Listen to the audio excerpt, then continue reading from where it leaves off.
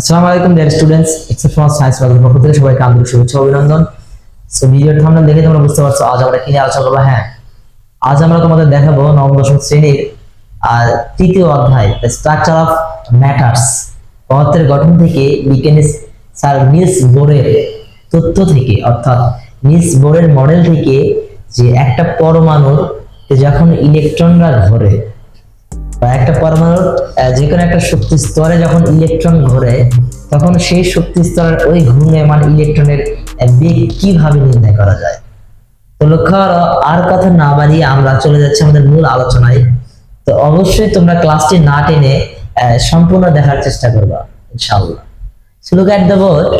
আমি তোমাদের জন্য এখানে একটা কোশ্চেন তুলে রাখছি, দেখো তোমরা কিন্তু অলরেডি দেখতে পাচ্ছ এখানে আমি একটা নিলস বোরের একটা ডায়াগ্রাম মডেল রেখে আছি, যেখানে এখানে লেখা আছে, দেখো প্রথম শেল যেটা কে, দ্বিতীয় শেল এল এবং তৃতীয় শেল এল। আমরা এখানে একটা জিনিস দেখতে পাচ্ছি যে এখানে একটা ইলেকট্রন ঘুরতেছে, অবভিয়াসলি এই নিউক্লিয়াসকে কেন্দ্র করে। বিজ্ঞানী স্যার নিলস বোরের কিন্তু তথ্যটা এরকমই ছিল যে পরমাণুতে যে ইলেকট্রন গুলো থাকে তারা কিন্তু চাইলে ইচ্ছা মতো যে কোনো কক্ষপথে ঘুরতে পারে না, তারা শুধুমাত্র বা কেবলমাত্র একটি স্থির কক্ষপথে, একটি নির্দিষ্ট বৃত্তাকার স্থির কক্ষপথে ঘোরে। যে কোনো একটা ইলেকট্রন যখন ঘোরে তখন কিন্তু তার অবশ্যই একটা বেগ থাকে। তো সেই বেগটাই আমাদের এখানে নির্ণয় করতে হবে। আমাদের কোশ্চেন দেওয়া আছে, এখানে কিন্তু কিছু সিনড্রোম দেওয়া আছে, যে এখানে লেখা আছে h equals to এত, m equals to এত, r equals to এত। তো তোমাদেরকে আমি এগুলো একটু ইন্ট্রোডিউস করে দেই। আমরা জানি h ইজ প্লাঙ্কস কনস্ট্যান্ট, এর ভ্যালুটা হচ্ছে 6.626 × 10⁻34 kg metre square per second. এটা কিন্তু কেজি মিটার পার সেকেন্ডটাকে কিন্তু আমরা চাইলে জুল সেকেন্ডও লিখতে পারি। এবং এই যে m, এটা হচ্ছে আমাদের ইলেকট্রনের ভর, অর্থাৎ মাস অফ ইলেকট্রন। এর ভরটা হচ্ছে 9.110 × 10⁻31 কেজি। মনে রাখবে, এটা যদি গ্রামে কনভার্ট করা হয় তখন হবে 28 গ্রাম। আমরা জানি যে ভরের একক হচ্ছে কিলোগ্রাম, এই জন্য আমি কিলোগ্রাম বা কেজিতে প্রকাশ করছি। এবং এখানে আর হচ্ছে নিউক্লিয়াসের ব্যাসার্ধ, অর্থাৎ রেডিয়াস অফ নিউক্লিয়াস, মানে নিউক্লিয়াসের ব্যাসার্ধ। জাস্ট কেমন, আমরা কিন্তু জানি ব্যাসার্ধ বৃত্তেরই থাকে। সো অবভিয়াসলি এটা একটা বৃত্ত, তার কারণ নিলস বোরের তথ্য কিন্তু লেখা আছে যে পরমাণুতে যে ইলেকট্রন গুলো থাকে বা ঘোরে তারা একটি নির্দিষ্ট বৃত্তাকার কক্ষপথে ঘোরে, তাই না? তাহলে অবশ্যই এটা একটা বৃত্ত বা সার্কেল। তো লক্ষ্য করো যে এখানে আর এর ভ্যালু হচ্ছে 2 × 10⁻18 মিটার। এখানে আমাদের কোশ্চেনটা লিখে দেওয়া আছে, দেখো যে উদ্দীপকের পরমাণুটির, মানে এই পরমাণুটির তৃতীয় শক্তি স্তর। আমরা জানি তৃতীয় শক্তি স্তর, দ্যাট মিন্স এই যে m, তৃতীয় শক্তি স্তরের ঘূর্ণায়মান ইলেকট্রনের গতিবেগ বা বেগ নির্ণয় করো।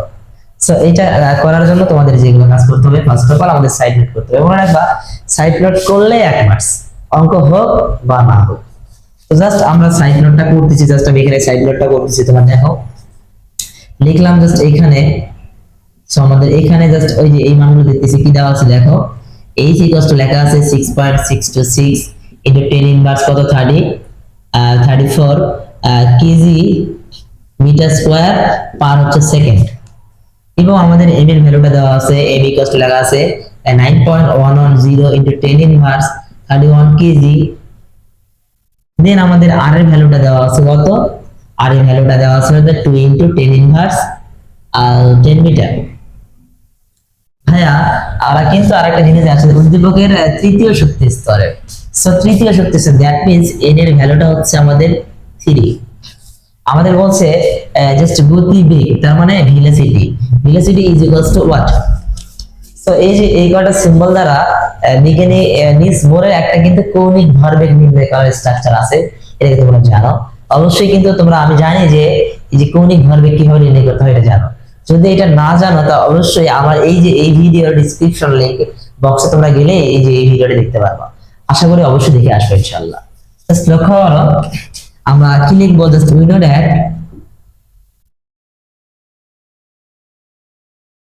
কি লিখতে পারি, যে আমরা জানি যে কি, যে mv r equals to nh by হচ্ছে টয়েস বাই, এটা আমাদের কৌণিক ভরবেগ নির্ণয় করার স্ট্রাকচার। জাস্ট এখান থেকে আমাদের এটা বার করতে হবে। সো জাস্ট আমি কি করলাম, এটাকে একটু ট্রান্সফার করি, বি কে রেখে দিলাম এটাকে, তাহলে কি করলাম nh বাই লক্ষ্য করো mv r, এটা কিন্তু গুণ আকারে আছে, তাহলে আমি এই পাশে যদি লিখি তাহলে অবশ্যই ভাগ হবে। তাহলে কি লিখলাম টয়েস বাই এবং হচ্ছে এম আর আর, জাস্ট এম এবং আর, এই হলো গল্প। এখন লক্ষ্য করো আমি এটা বের করে জাস্ট এইখানে মানগুলো একটু বসাই দেবো আমরা, বসাই দিয়ে জাস্ট ক্যালকুলেট করলে হয়ে যাবে। সো এটার ভ্যালুটা ছিল কত 3, বসাই দিলাম। এই যে ভ্যালু ছিল কত 6.626 ইনটু 10 ইনভার্স কত 34 বসাই দিলাম। এরপর 2, তোমরা কিন্তু জানো যে পায়ের মান হচ্ছে 3.146। তোমরা চাইলে এটা পায়ের মানটা না বসেও কাজ করতে পারো, এটা ক্যালকুলেটর যারা ভালোভাবে চাপতে পারে ক্যালকুলেটরে কিন্তু পায়টা তোলা যায়। তো যাই হোক আমি একটু মানটা বসাই দিলাম। পায় কত 3.1416 ইনটু এম এর মান কত ছিল 9.110 ইনটু 10 ইনভার্স কত ইনভার্স কত 31 গুণন এই যে আর এর ভ্যালুটা কিন্তু দেওয়া আছে তোমরা জানো কত, এই যে কত দেওয়া ছিল 2 ইনটু 10 ইনভার্স 10 মিটার।